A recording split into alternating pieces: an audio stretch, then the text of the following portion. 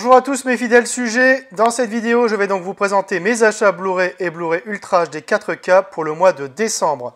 Donc on débute avec le Blu-ray du film Decision to Live, donc un film de 2022 réalisé par Park Chan-wook, avec dans les rôles principaux Tang Wei et Park Hae-il.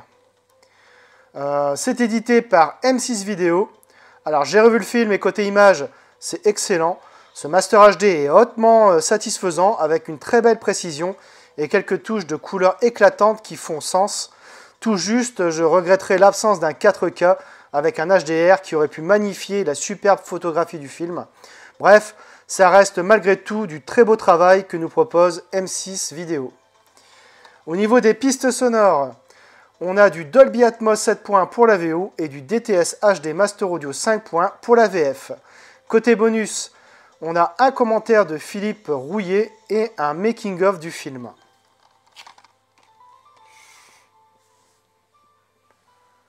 Alors, de quoi parle le film? Hae-jun, détective chevronné, enquête sur la mort suspecte d'un homme survenu au sommet d'une montagne.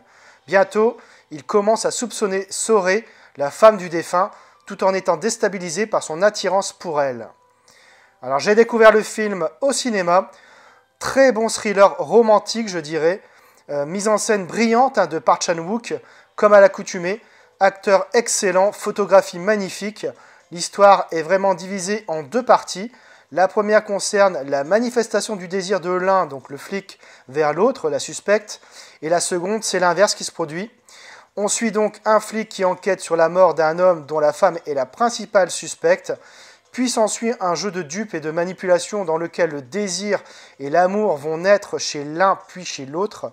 La fin reste assez ouverte niveau interprétation.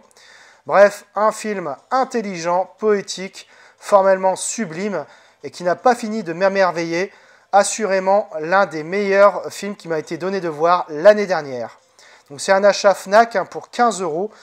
J'avais 5 € d'avantage adhérent, donc content de l'avoir rentré dans la collection. Je continue avec le Steelbook Blu-ray 4K du film Frankenstein.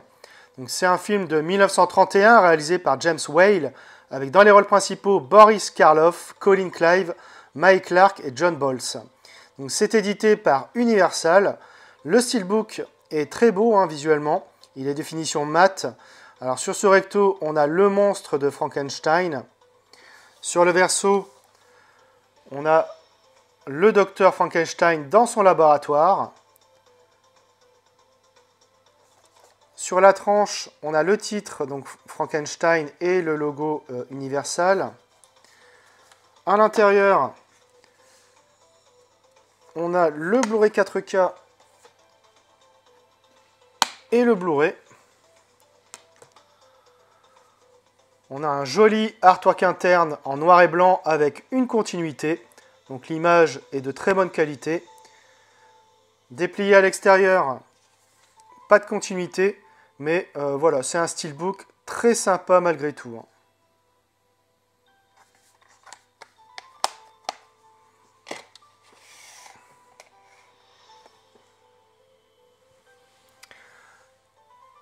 Alors, j'ai revu le film et côté image, c'est très bon au vu de son ancienneté. Le film a bénéficié d'une restauration 4K lors du 100e anniversaire du studio. Et c'est à partir de celui-ci qu'on a droit à un master UHD avec un nouvel étalonnage des couleurs en HDR10. L'image affiche une définition respectable et une netteté non négligeable. Le grain est plus stable et plus fin également. L'HDR10 apporte une très belle colorimétrie. Les blancs sont plus lumineux et le niveau de noir assez profond. La compression s'avère aussi plus solide que sur le précédent Blu-ray en fait. Bref, un Blu-ray 4K très satisfaisant globalement. Au niveau des pistes sonores, on a du DTS HD Master Audio Mono 2.0 et du DTS Mono 2.0 pour la VF. Côté bonus, on retrouve les dossiers Frankenstein, comment Hollywood a fait naître un monstre, Karloff le gentil monstre, l'horreur chez Universal, les archives de Frankenstein, Boo, le court-métrage, les 100 ans d'Universal, la restauration des classiques, sur la piste du monstre, un commentaire audio avec l'historien du cinéma Rudy Bellmer, un commentaire audio avec l'historien Sir Christopher Fleming, et enfin des bandes annonces du film. Alors de quoi parle le film? Henry Frankenstein est un jeune scientifique qui rêve de créer un être humain à l'aide de ses connaissances. En compagnie de son assistant Fritz, les deux hommes vont concrétiser ce dessein à partir de morceaux de cadavres, mais l'expérience va tourner au cauchemar. En effet, le monstre à qui les savants ont greffé le cerveau d'un criminel va échapper à leur contrôle et commettre plusieurs meurtres. Alors j'ai découvert le film à la télévision, meilleur que l'adaptation de Dracula réalisée la même année. Le film bénéficie d'une mise en scène exemplaire, c'est assez terrifiant. On a droit à une ambiance sombre et à des maquillages impressionnants pour l'époque. Le générique du début m'a aussi énormément plu. Le noir et blanc renforce l'ambiance inquiétante et inconfortable à la limite du malsain. Boris Karloff est quant à lui magnifique dans le rôle du monstre. Bref, un film qui, ne serait-ce que par ses décors et ses jeux de lumière, peut être considéré comme un chef-d'œuvre du genre. Alors c'est un cadeau qui m'a été offert pour Noël par mon meilleur pote, donc content de l'avoir rentré dans la collection. Je poursuis avec l'édition collector Blu-ray du film Les Pirates du Métro, donc The Talking of Pelham 123 en anglais. Donc un film de 1974 réalisé par Joseph Sargent, avec dans les rôles principaux Walter Matthau, Robert Shaw, Martin Balsam, Hector Elizondo, Earl Hindman, Dick O'Neill et Jerry Styler. Alors c'est édité par Rimini Éditions. Alors cette édition donc elle est sous forme de digipack. Donc ici sur ce recto on a l'affiche originale du film, je pense. Voilà, au verso, on a les informations et le résumé du film. On regardera après. Donc, le digipack.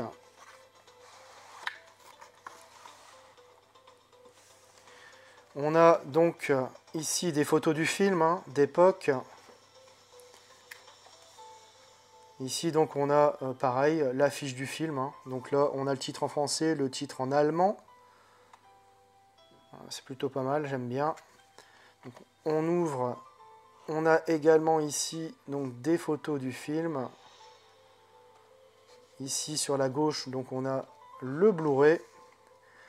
Et déplié, on a donc le DVD du film et le DVD de bonus. Donc on va enlever ça pour voir l'artwork interne. Donc on a un revolver, enfin un pistolet plutôt. Voilà, c'est plutôt pas mal, avec une belle continuité également.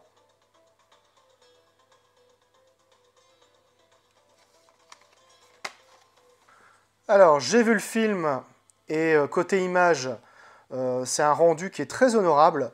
Le Master HD est globalement très propre, avec quelques petites instabilités verticales.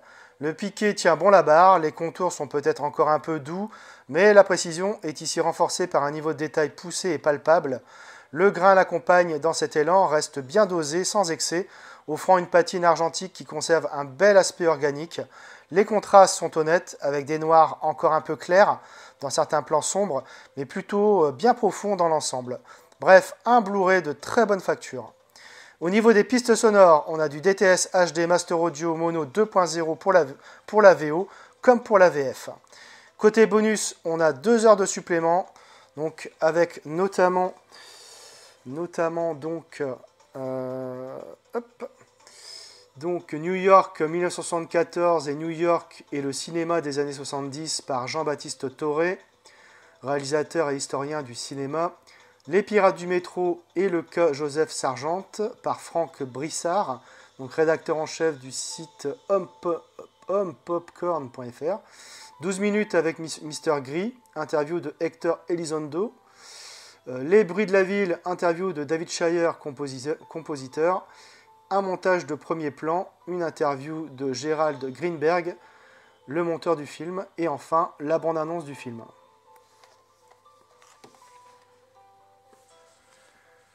Alors, de quoi parle le film? À New York, 4 hommes armés prennent en otage une rame de métro et demandent une rançon d'1 million de dollars. Le lieutenant Zachary Garber, membre de la police du métro, est chargé de l'affaire. Alors j'ai découvert le film en streaming. une pure série B incroyablement cool qui a bien sûr inspiré Quentin Tarantino.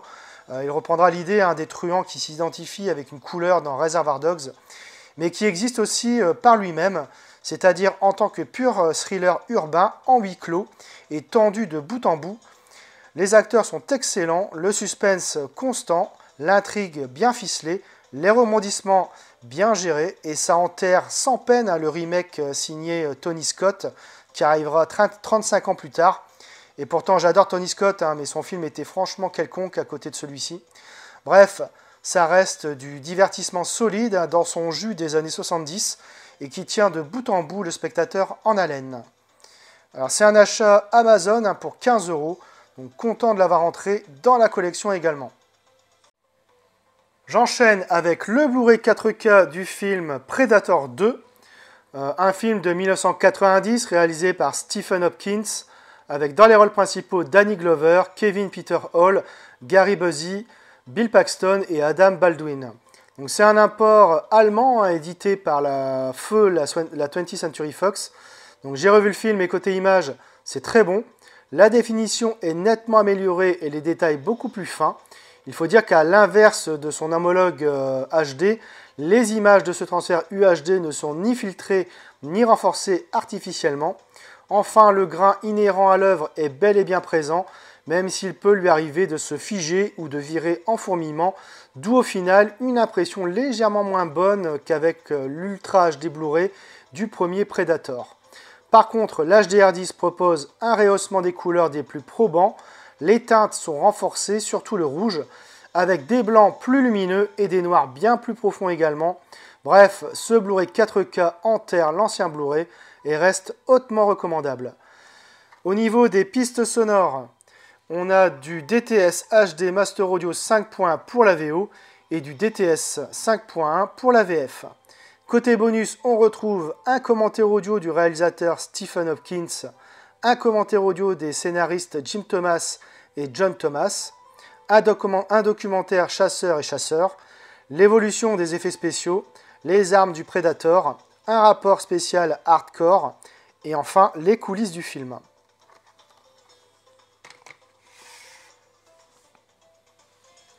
Alors de quoi parle le film?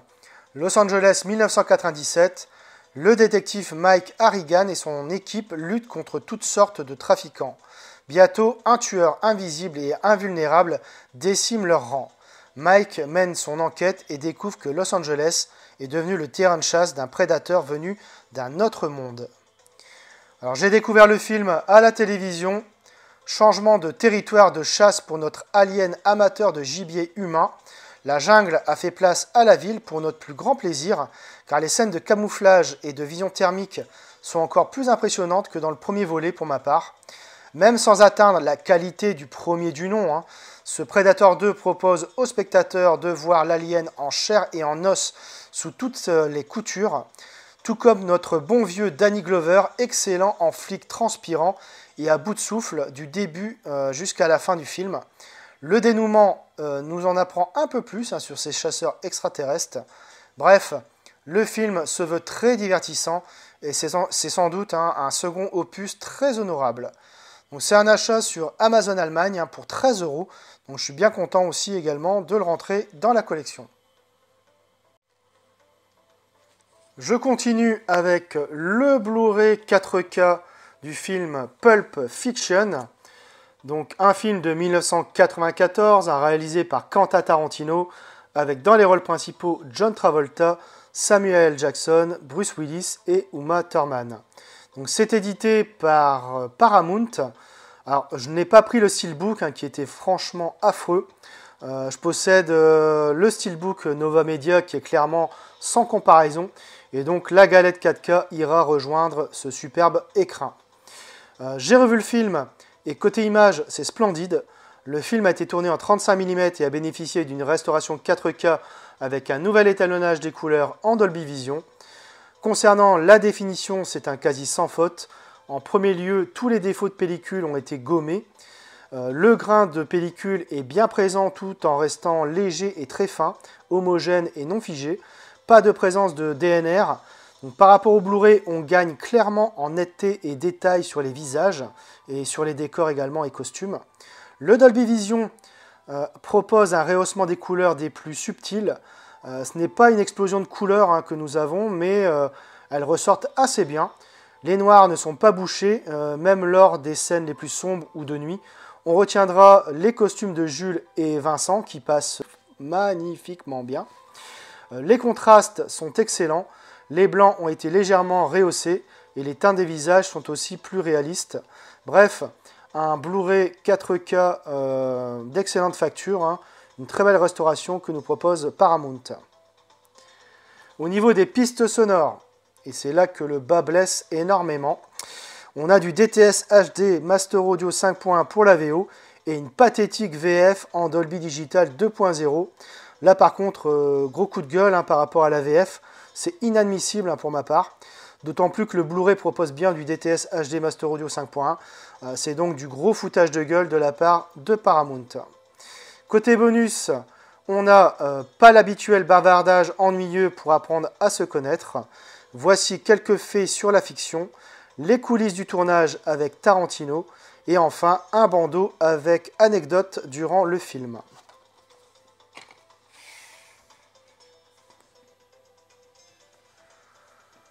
Alors, de quoi parle le film?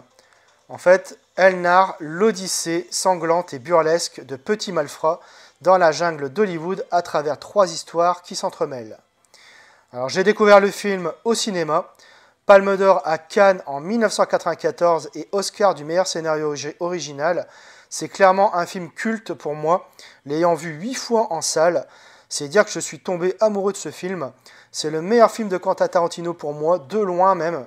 J'ai adoré sa mise en scène, son montage assez original, les dialogues incroyables, super bien écrits, la bande originale formidable et que dire des acteurs, tout bonnement géniaux avec un tas de scènes devenues mythiques. Bref, ce film aura marqué mon adolescence et mon passage à l'âge adulte.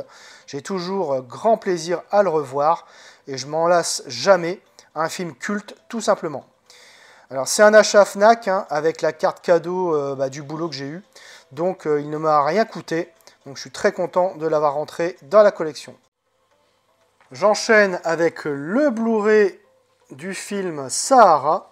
Donc un film de 2005 réalisé par Bret Easner avec dans les rôles principaux Matthew McConaughey, Penelope Cruz, Steve Zahn et Lambert Wilson. Donc c'est édité par M6 Vidéo. Alors j'ai revu le film et côté image c'est correct. Le Master HD est propre et la définition satisfaisante. Le niveau de détail est convenable et les couleurs plutôt belles. Bref, un Blu-ray de bonne facture. Au niveau des pistes sonores, on a du DTS HD Master Audio 5.1 pour la VO comme pour la VF. Côté bonus, on retrouve un commentaire audio de Matthew McConaughey et Bret Easner, les coulisses du tournage, le storyboard, les effets spéciaux commentés par l'équipe du film, un making-of interview, et enfin des scènes coupées commentées par Matthew McConaughey et Bret Easner.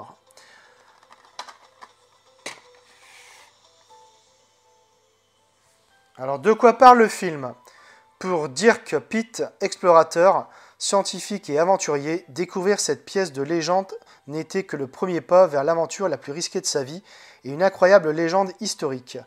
Avec son inséparable partenaire et ami Al Giordino, Dirk se lance dans une chasse au trésor qui va les conduire dans les régions les plus reculées d'Afrique, sur les traces d'un navire mystérieusement disparu avec sa cargaison secrète. Ils vont rencontrer le docteur Eva Rojas, une femme médecin persuadée que le trésor caché a un lien avec une menace redoutable pour le monde. Face aux obstacles, aux mystères et aux pièges, Dirk, Al et Eva ne pourront compter que sur eux-mêmes. Ce n'est pas une énigme qu'ils s'attaquent, mais à deux, et chacune peut leur coûter la vie. Alors j'ai découvert le film au cinéma, un film d'aventure pas dégueulasse, même si Matthew McConaughey est un peu lisse, et Penelope Cruz assez transparente. Steve Zahn rattrape un peu le coup côté interprétation, même si le scénario est parfois fait de grosses ficelles. Le questionnement sur l'aspect environnemental n'est pas inintéressant, avec un Lambert Wilson dans un rôle plutôt étonnant. Autrement, le film remplit son quota d'action et est plutôt bien fait, même si Indiana Jones n'a vraiment pas de souci à se faire. Hein. Bref, un film d'aventure plutôt agréable et divertissant. Alors c'est un achat easy cash hein, pour 5 €, donc voilà, je suis assez content de l'avoir rentré dans la collection. Et enfin, je termine avec le Blu-ray du film There Will Be Blood. Donc un film de 2007 hein, réalisé par Paul Thomas Anderson avec dans les rôles principaux Daniel Day-Lewis, Paul Dano, Kevin J. O'Connor, Dylan Fraser, Russell Harvard et Ciaran Hinds. C'est édité par Miramax, donc Disney. Hein. J'ai vu le film et côté image, c'est plutôt bon hein, globalement. Et le piqué est excellent, mais la définition sur certains plans larges est parfois décevante. Les scènes d'extérieur sont baignées d'une lumière très naturelle et révèlent une profondeur de champ maîtrisée. Les nombreuses séquences nocturnes diffusent des noirs très soutenus. Bref, un Blu-ray qui fait le taf sans être exceptionnel. Au niveau des pistes sonores, on a du PCM 5.1 pour la VO et du DTS 5.1 pour la VF. Côté bonus, on retrouve 15 minutes, le travail de reconstitution d'époque, l'histoire du pétrole, documentaire d'époque, les rushs, improvisation de Daniel Day-Lewis, 2 scènes coupées du film et enfin 2 bandes annonces du film.